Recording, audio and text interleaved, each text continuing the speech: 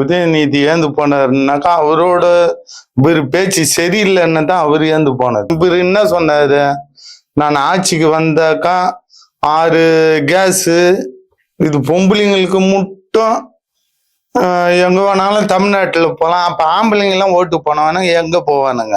2500 ரூபா போடுறான் அப்படின்னாரு பிறந்த நாளுக்கு. அது போட்டாரா?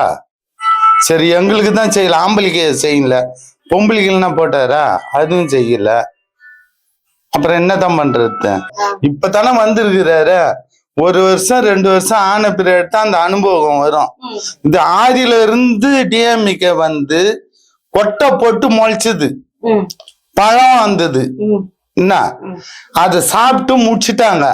இப்ப நீ புதுசா வந்திருக்கிற, நீ இதுக்கு மேலதான் நீ ஆரம்பிக்கணும்.